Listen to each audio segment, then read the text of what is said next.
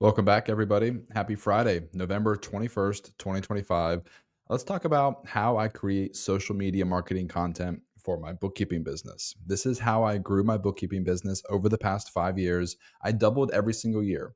First year, I had 10 clients, and then 20 clients, and then 40. And then last year, I got up to 80 bookkeeping clients. I was making $40,000 per month. Now I still have 70 clients. I'm making $35,000 per month just from my bookkeeping clients, recurring monthly revenue. I'm not taking on any new clients anymore because I'm focused on my investment fund, but I still make these videos because I love talking about my bookkeeping business. So if you're watching live, feel free to ask questions. I'm going to be going live for the next 30 minutes. Once I get through my notes, I will do my best to answer everybody's questions. If you're watching the replay, consider watching live. Next week, I'm going to be going live every day at 10 a.m. And if you're listening to my podcast, I really appreciate your support. I'm on Apple and Spotify. If you want to watch the video, you can also check me out on YouTube under the exact same name, bookkeeping expert Zach Pasquarello. Okay, without further ado, let's jump right into my notes. How to pick content topics that actually attract bookkeeping clients, how to mix educational and personal stuff, simple ways to talk about bookkeeping, how to turn one idea into multiple posts across several platforms, how to stay consistent with content even while you're trying to grow your bookkeeping business, and how I track what works so I can double down on the best posts. Let's start with the first topic: how to pick content topics that attract bookkeeping clients. So, I have three different types of posts that I was making when I got started. And it's actually been really interesting. Side note, I have really begun to appreciate what you all are going through right now because I'm trying to grow Zip Capital. So with Harrisburg Bookkeeping, I don't really need to create a ton of content because I already have 70 clients. So my bookkeeping business just honestly kind of runs on autopilot right now. And I'm turning down clients every day because people still call me because I have 200 Google reviews and I've got a good reputation and word of mouth referrals. It spreads pretty quickly. But with Zip Capital, with my investment fund, I am getting to re experience everything that you are experiencing right now. I'm getting to redo everything I did 5 years ago. I'm getting to test my strategies all over again. And let me just say, everything I did 5 years ago to grow Harrisburg Bookkeeping, I'm doing the exact same thing right now with Zip Capital. So people ask me all the time, is bookkeeping a good business to start? What's going to happen in the next 2 years? Is bookkeeping going to go away? Are we going to be replaced by artificial intelligence? I have no idea. Nobody knows what's going to happen in the future. But what I do know is that by you starting a bookkeeping business, you are going to learn so many good skills. Even if I knew for a fact that bookkeeping would be 100% gone in 2 years, I would still recommend you start a bookkeeping business. If you're passionate about numbers and business and finances and taxes and accounting and Excel spreadsheets, which let me just say, it takes a special kind of person to be a good bookkeeper. But if you're that kind of person and you want to start a business, I strongly recommend do it anyway, no matter whatever's going to happen in the future, do it anyway, because you are going to learn so many valuable skills, general skills about starting a business by starting a bookkeeping business specifically. You're going to learn how to get an LLC, EIN, business bank account, payment processor, marketing, sales, customer service. You are going to learn so many incredible skills. So don't worry about what's going to happen in the future. Do it anyway. Okay, how to pick content topics that actually attract bookkeeping clients. You need to mix it up. And I learned this the hard way. I made the mistake of just I probably went maybe 6 months, maybe longer, honestly, maybe a whole year. Harrisburg bookkeeping tip of the day. That was my slogan. That was the theme behind my social media marketing content. Harrisburg bookkeeping tip of the day. And what I was trying to do was constantly think of something new. And this is a common error I think that a lot of new entrepreneurs make. Every day I was trying to do something brand new. I was trying to recreate a genius marketing idea, a genius Harrisburg bookkeeping tip of the day. So I was combing through the IRS revenue code. I was combing through blogs and looking up advanced accounting concepts and bookkeeping things because I was trying to find new stuff to talk about, because the first 30 days I talked about all the basic stuff, all the entry level bookkeeping tips. But what I quickly realized was that nobody knows about bookkeeping. These people, It was a big mindset shift for me. About probably 2 years into my bookkeeping business, I had bookkeeping clients who still didn't know what a 1099 was. People were still asking me questions about credit cards, and they were still asking me questions about loan payments, and they were still asking me questions about receipts. It was at that point that a light bulb went off in my brain, and I realized these people need the absolute most basic bookkeeping concepts. And people need to hear it over and over and over again. People don't need to hear advanced tax strategy. If you're looking for bookkeeping clients, you don't need to comb through the IRS revenue code and come up with collegiate level tax strategy and bookkeeping and accounting concept content. Keep it simple. The tips can be very simple. Actually, it's the more simple the tips, the more simple your posts are to understand, the better. You're not going to impress anybody by posting really complex accounting jargon. You're just going to confuse people, and people are not going to learn anything. The whole point is teaching people, helping people. And you can repeat the same stuff over and over again. Look at some of the most famous influencers, some of the most famous educational influencers on YouTube and LinkedIn and Instagram and Facebook. They just say the same stuff over and over again for two reasons. One, the same person needs to be reminded over and over again before they actually learn something, before it actually clicks, before they actually make a decision, before they actually change something, before they actually hire you. They need to hear the same thing over and over again. But two, your audience is going to grow. Your audience is going to change. People start businesses all the time. There are new entrepreneurs all the time. So just because you said something 2 months ago, you might be connected to 50 new business owners this month who didn't see your content from 2 months ago. So keep it super super simple. 1099s, receipts, expenses, income. What do you do with cash payments? Who gets a 1099? What about payroll? How do I need payroll? Keep it super super simple. It does not need to be complicated, and don't be afraid to repeat yourself. So I have three different types of posts: bookkeeping tips, QuickBooks tips, and then just general business, maybe strategy or business stuff, or sometimes a business update, and then personal stuff. You want to mix the educational content with the authority content and the personal story content. The whole idea here, we need to establish ourselves as a bookkeeping expert and a QuickBooks expert. So you're going to do that by talking about bookkeeping, talking about QuickBooks.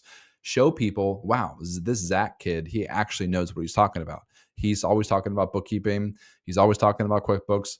I need help with my QuickBooks. It only makes sense. Let me call Zach because he's the bookkeeping expert.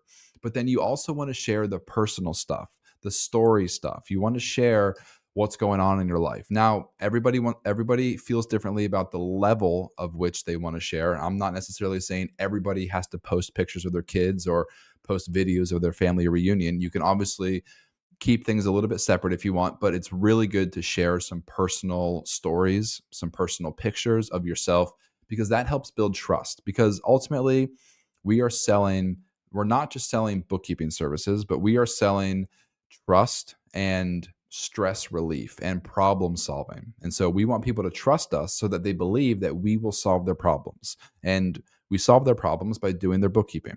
So, and we reduce their stress and we free up their time. So, there's a lot of emotion that goes into selling bookkeeping services. So, don't be afraid to post personal stuff. It absolutely helps build relationships with strangers on the internet. I know it seems weird. I know it's funky, and you probably see like, oh well, the McDonald's CEO and the Starbucks CEO, they're not posting pictures of their family and trying to promote Starbucks. It's like, yeah, but they also have a massive team promoting their business. Like we need to operate differently than the big companies. We are just a owner operator, solo entrepreneur. We don't have anybody helping us. So we don't have a massive marketing budget. So we need to get creative and we just need to post content on social media. So keep it simple and mix it up and be personal. You can turn one idea into multiple posts across several platforms. So use this as an example with Zip Capital. What I talk about, I really hype up the potential of getting a new investor. So the single act of onboarding one new client or getting one new investor could quite literally turn into 2 weeks worth of content.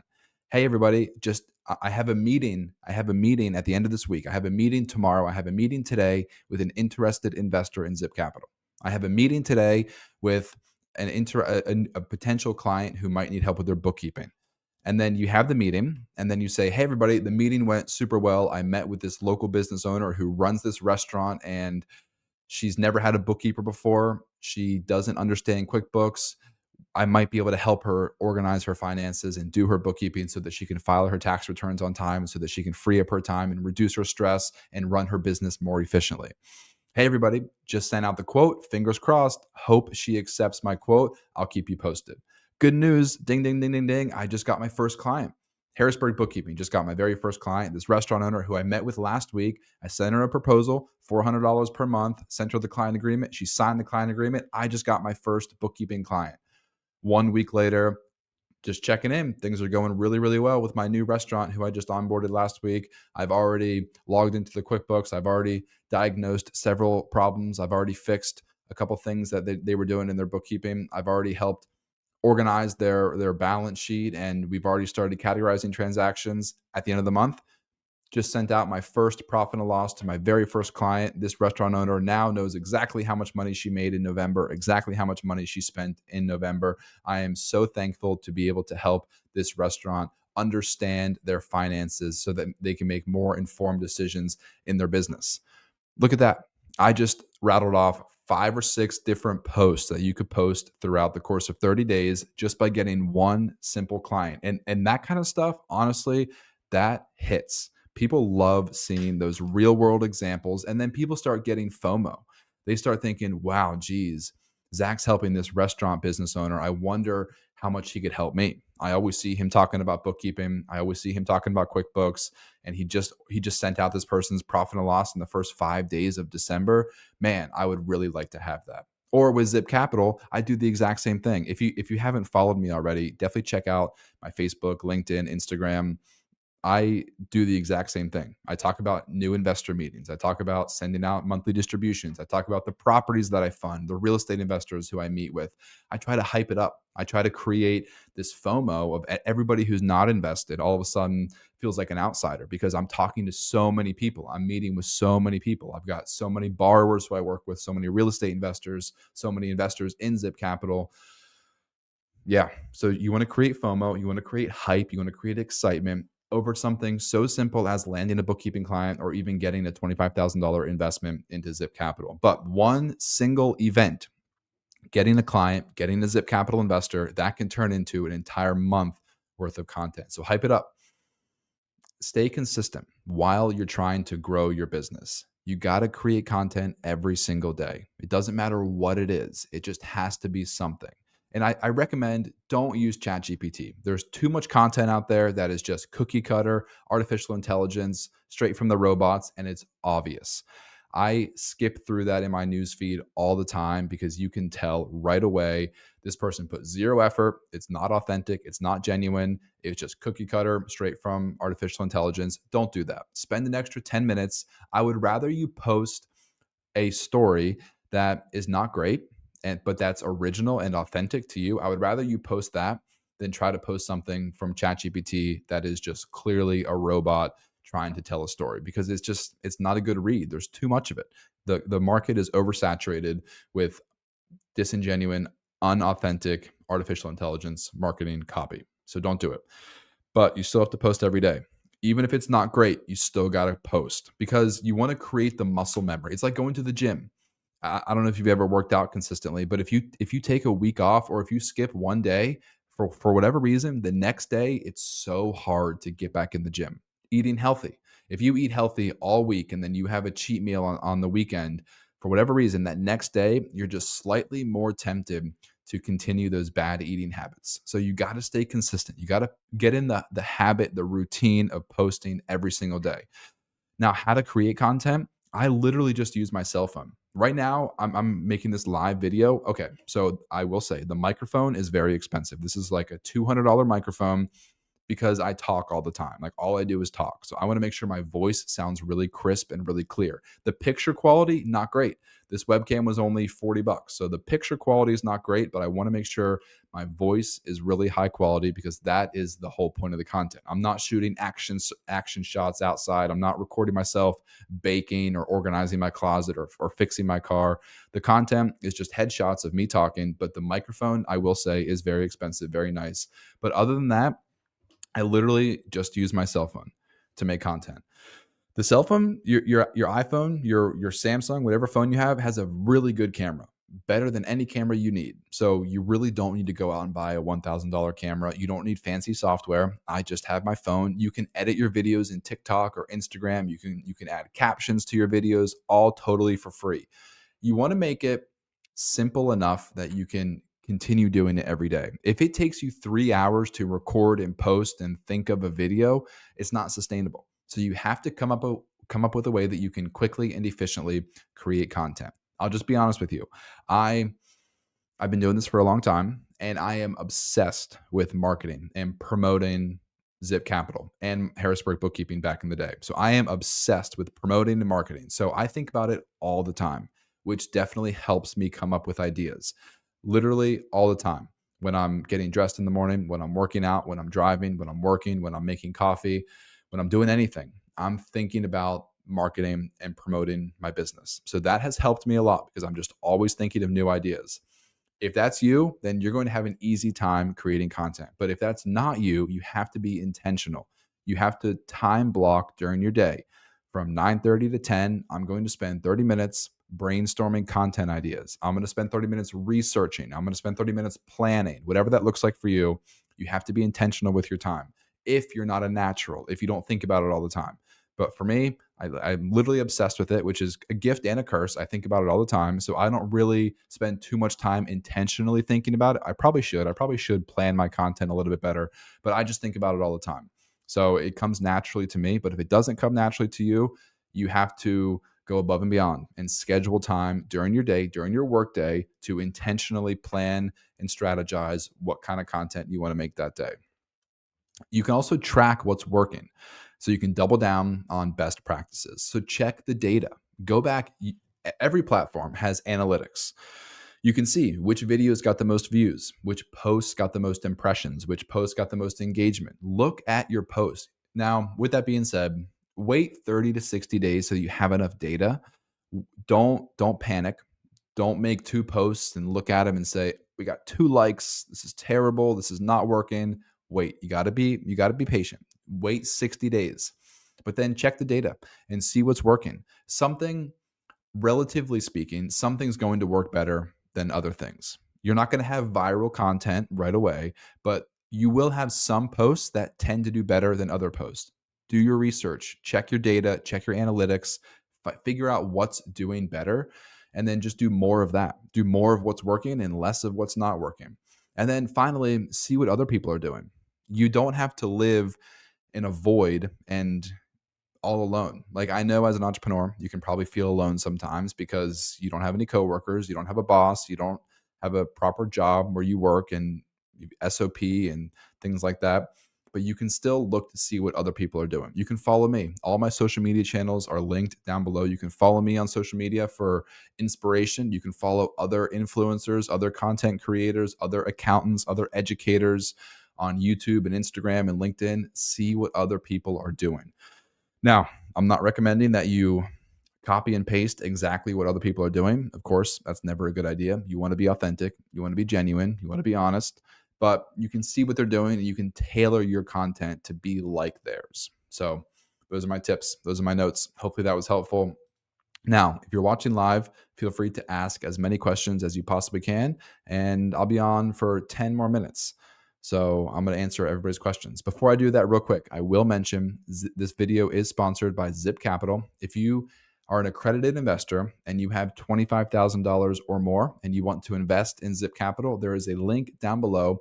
You can register on my website. I am offering 8% up to 12% fixed returns to investors in Zip Capital. So, what I do is I lend money to real estate investors. So, all of my loans in Zip Capital are secured by a first lien mortgage on Pennsylvania real estate. So, I charge my borrowers 12% interest plus an origination fee. That's how I'm able to pay you fixed returns of 8% up to 12%. So if you're interested, if you have $25,000 of cash sitting in a bank CD, money market, or savings account, this could be a great alternative to doing that. So check out my website, register on my website. I would love to talk to you. But the minimum is $25,000. I will just mention that. Okay, let's get to the questions. Chili David vids, hey Zach, in your course, you go over your sales pitch and you said that in order to give an exact quote, you need 3 most recent bank statements. Do you also ask for the credit card statements? Yes. Business credit card statements, business bank statements, you need both. Bookkeeping Conroe, Zach, good morning. I'm making bookkeeping masterclass for videos. Any suggestions for first audiences? Love your material. Thanks for sharing. Not really sure what you mean. Are you trying to get other bookkeepers to join your masterclass, or are you trying to attract business owners so that you can get them as bookkeeping clients? There's kind of a difference there. So let me know. Brent Killian, what do you use PandaDoc for beyond client agreements? In my bookkeeping business, nothing. That's not true. If you hire an independent contractor, any legal document that needs to be signed. So I have hired contractors in the past, and so I will have an independent contractor agreement that I would send to them, and I would use PandaDoc for that.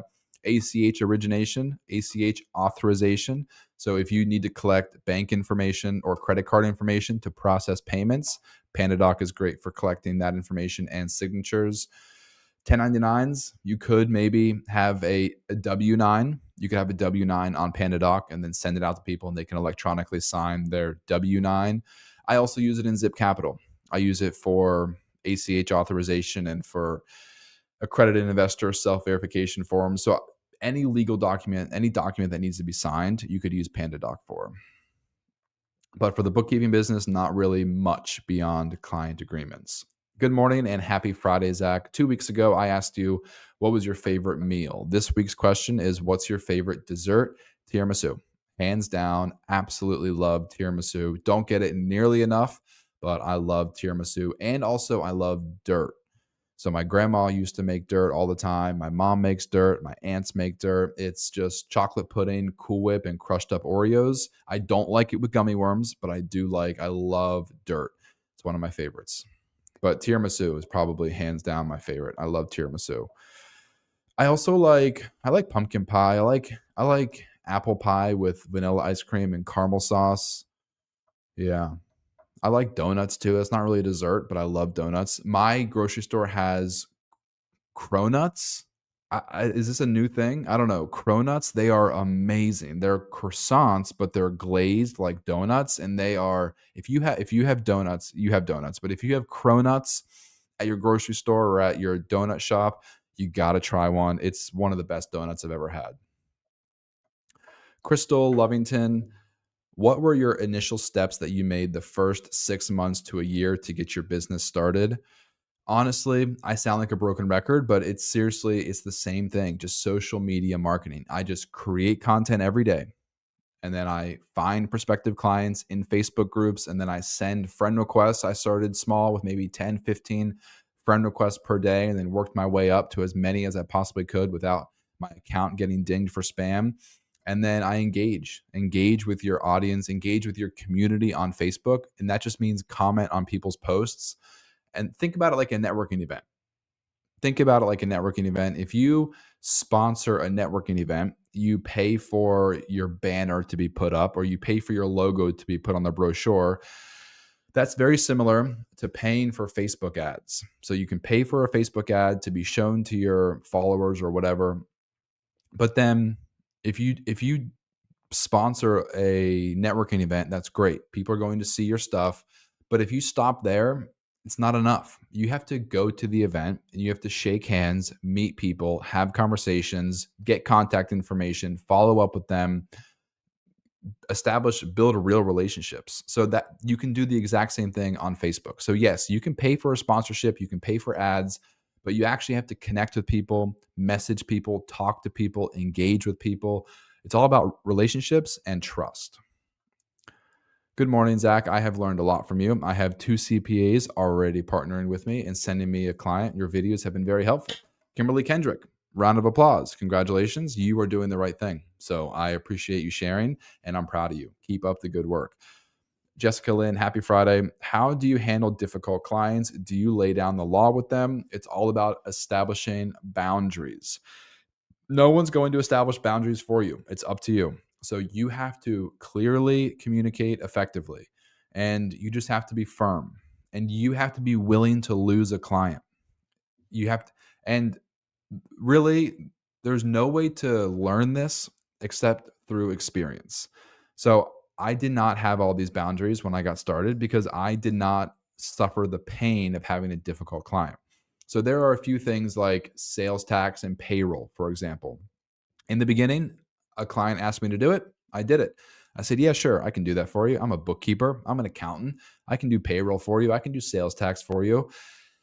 And then I quickly realized that I hated it. It was really, it was, I don't want to use the word difficult, maybe complicated, maybe just, it was just extra stuff that I did not want to do. And so I quickly realized that I wasn't going to do it. And so I started telling people, nope, sorry, don't do payroll. And guess what? I lost clients because of that. But also, guess what? I reduced my stress. I freed up my time. I was able to work more efficiently on the clients I did have by saying no to sales tax and payroll. So you just have to, you're going to make mistakes. You're going to do things you're going to bend over backwards for clients. And then you're going to realize this is making me miserable. And then just moving forward in the future, you just got to stop doing it. You just have to be firm and you have to be honest and upfront and communicate. Just think of things.